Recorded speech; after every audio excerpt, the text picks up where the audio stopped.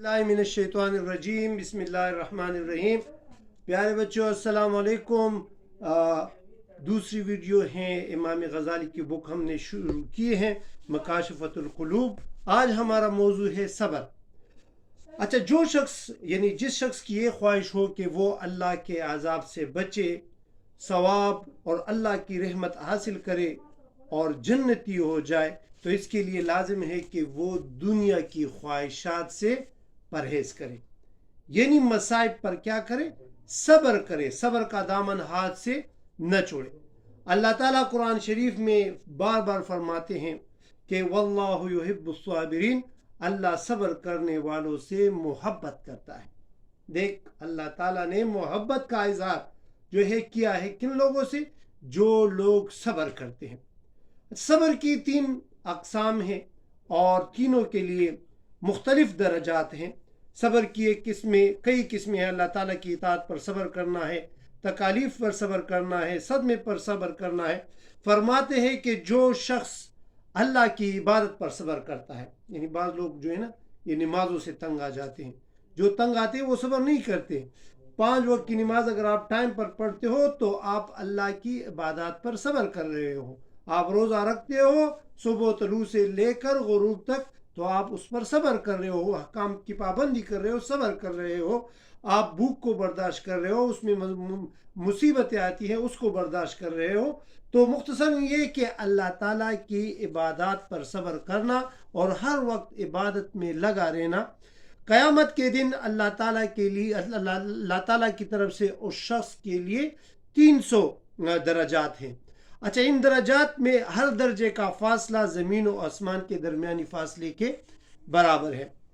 दूसरे नंबर पर सब्र की किस्म वो सब्र है जब इंसान अल्लाह ताला की हराम करदा अशिया से सब्र करता है, यानी जो हराम है उसको हराम जानता है, जो हलाल है उसको हलाल जानता है। यानी जो बंदा, जो शख्स अल्लाह ताला के हराम करदा चीज़ों से किनारा कशी करता है, अल्लाह ताला उसके लिए क़यामत के दिन 600 दर्जात जो हैं वो अता करेगा और हर दर्जे का फासला 7वें ज़मीन से लेकर 7वें आसमान तक है। तीसरा जो सब्र की किस्म है वो है मसाइब पर सब्र। मसाइब पर सब्र जो करता है, यानी जो बंदा तकालीफ पर, यानी तकालीफ जो दुनिया में आप पर मुसीबतें आती हैं, सही है, आपका बच्चा वफात हो पा गया, आपके वालिद वफात पा गए, माँ वफात पा गई, रिश्तेदार वफात पा गया, और आप उस मुसीबत पर क्या कहें, इन्ना लिल्लाहि व इन्ना इलैहि राजिऊन, ये मुसीबत पर सब्र। या आपके कारोबार में नुकसान हो या जो भी दुनियाई मुसीबत आप पर आए और आप उस पर सब्र कर ले, तो ये तीसरा दर्जा है सब्र का, कि मसाइब आप पर आते हैं उस पर सब्र करना। तीसरे दर्जे पर जो सब्र करता है, अल्लाह ताला उसको 700 ऐसे दर्जात देता है जिसमें से हर एक दर्जे का फासला तख्ते सरा से लेकर अर्श मौला तक है। सुभान अल्लाह, देख कितनी बड़ी फजीलत बयान की है। अच्छा, फरमाते हैं एक आयत में कि इमाम गज़ाली साहब फरमाते हैं कि हज़रत ज़िक्रिया अलैहिस्सलाम के जान के पीछे यहूदी हो गए, और वो यहूदी जो थे वो हज़रत ज़िक्रिया अलैहिस्सलाम के पीछे निकल गए। हज़रत ज़करिया अलैहिस्सलाम जो है वो जंगल को निकले और जंगल में यहूदी उसके पीछे गए। तो हज़रत ज़िक्रिया अलैहिस्सलाम ने क्या किया, उसने एक दरख्त से पनाह मांगी, दरख्त चिर गया और वो हज़रत ज़िक्रिया अलैहिस्सलाम को पनाह दी। अच्छा, यहूदी उस दरख्त के करीब आए तो उसमें शैतान अब भी आप पहुंचा और शैतान ने सारा किस्सा सुनाया कि इस दरख्त में हज़रत ज़िक्रिया अलैहिस्सलाम छुपे हुए या इस दरख्त ने ज़िक्रिया अलैहिस्सलाम को पनाह दी। तो उसने ये भी मशवरा दिया कि आरी से इस दरख्त को क्या कर लिया जाए, काट लिया जाए। चुनांचे ऐसा ही किया। जब यहूदियों ने हज़रत ज़करिया अलैहिस्सलाम को या उस दरख्त को जो है आरी से काटने लगे, तो अल्लाह ताला ने फरमाया कि अगर मेरा ये बंदा मेरे मसाइब पर सब्र करता और मुझसे पनाह मांगता तो मैं इसकी ज़रूर मदद करता। अच्छा, फरमाते हैं कि जैसी आरी हज़रत ज़करिया अलैहिस्सलाम के सर के करीब आई तो उसके मुंह से आ निकलना शुरू हुई, तो फ़ौरन वही नाजिल हुई اور اللہ تعالیٰ نے زکریا علیہ السلام کو فرمایا کہ اگر آپ مصیبت پر صبر کرتے تو ایسا بالکل نہ ہوتا، تو اگر ابھی آپ نے صبر نہیں کیا تو آپ کا نام صابرین کے لسٹ سے نکل جائے گا۔ اس کے بعد حضرت زکریا علیہ السلام کے منہ سے کچھ بھی نہیں نکلا، یہاں تک کہ آپ کے 2 ٹکڑے ہو گئے۔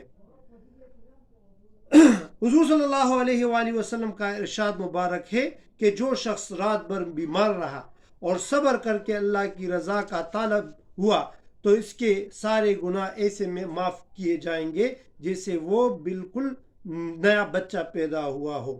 اچھا، یہ بھی فرماتے ہیں کہ ایک فرمان ہے کہ جو شخص 40 روز تک اس پر بیماری نہیں آتی یا رنج نہیں آتا تو اللہ کے ہاں کیا خاک بھلائی حاصل ہوگی اس کو، یعنی جس شخص پر کوئی مصیبت نہیں آتی 40 دن تک یا کوئی بیماری نہیں آتی وہ ڈر جائے، کیونکہ اس کے یعنی وہ جو گناہ ہے وہ نہیں معاف ہوتے، جو نیکیاں ہیں وہ نہیں لکھی جاتی۔ حضرت معاذ بن جبل رضی اللہ تعالیٰ عنہ کا قول ہے کہ جب بندہ بیمار ہو جاتا ہے تو اس کے بائیں کے فرشتے کو حکم دیا جاتا ہے کہ اس کے گناہ لکھنا بند کر دے، اور اس کے دائیں ہاتھ کے جو فرشتے ہیں اس کو کہا جاتا ہے کہ اس کے نامہ اعمال میں بہترین نیکیاں لکھ لو۔ تو حدیث میں آیا ہے کہ جب کوئی بیمار ہوتا ہے تو اللہ تعالیٰ کی طرف سے دیکھنے کے لیے 2 فرشتے اس کو بھیجے جاتے ہیں۔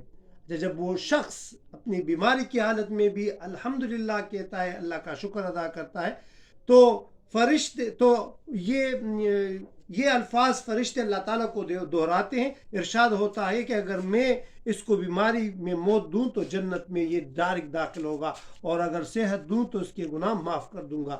اچھا، حکایت میں آتا ہے کہ بنی اسرائیل میں ایک نہایت بد کردار شخص تھا۔ حضرت موسیٰ علیہ السلام کے زمانے کا واقعہ ہے۔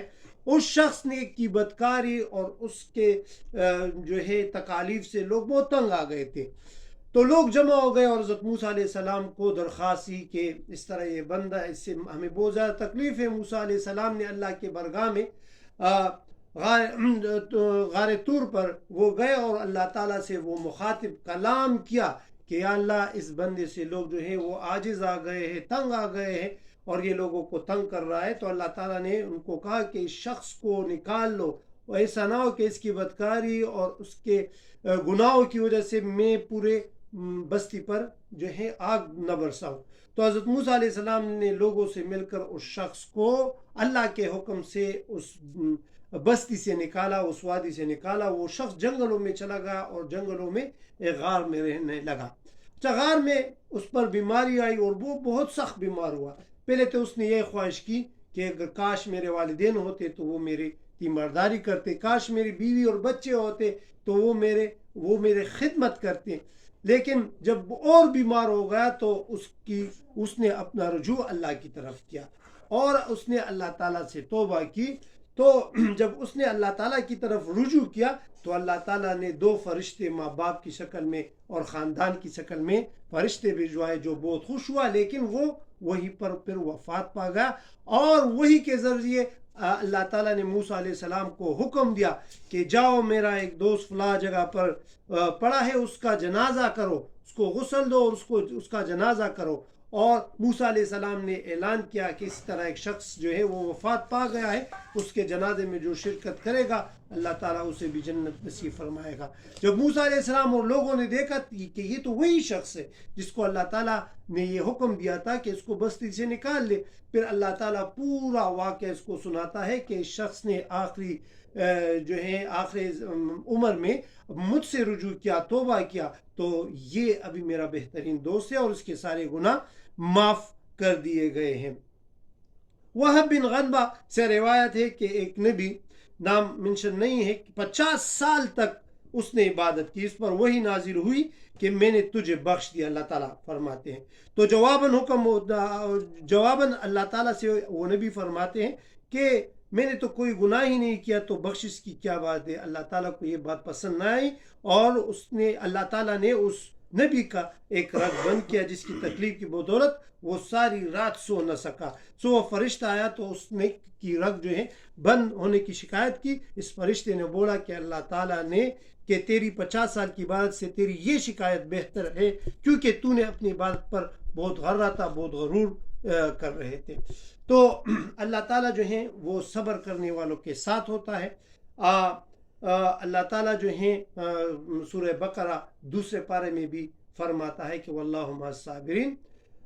پورا ایک رکوع اس پر آیا ہے کہ جو شخص اللہ تعالیٰ کے مصائب پر صبر کرتا ہے اللہ تعالیٰ جو ہے اس کے ساتھ ہوتا ہے, اللہ تعالیٰ اس سے محبت کرتا ہے. تو اللہ تعالیٰ کرے کہ ہم بھی جو ہیں صابرین میں ہمارا بھی شمار ہو, آپ لوگوں کا بھی شمار صابرین میں ہو, کیونکہ صابر بندہ جو ہے وہ اس سے اللہ تعالیٰ جو ہے محبت کرتا ہے. امید ہے آپ کو یہ جو ہیں صبر پر بیان اس کی سمجھ آ چکی ہوگی. اگر سمجھ آئی ہیں تو اوروں تک بھی یہ پہنچائے, اپنے بڑوں کو یہ واقعہ خود سنائے, ضروری نہیں ہے کہ میرے چینل کا بتائیں, خود سنائے, اور جو بڑے ہیں وہ اپنے بچوں کو سنائے, اور جو بچے ہیں وہ اپنے بڑے کو یہ واقعہ سنائے. تو ہم اس طرح اسلام کی تعلیمات کی ترجیح کریں گے. مجھے اور قاری دوست محمد صاحب کو اپنے دعاؤں میں یاد رکھیے گا. انشاءاللہ اگلے ویڈیو تک, اگلے موضوع تک ہمیں اجازت دیجیے. وآخر دعوانا الحمدللہ رب العالمین.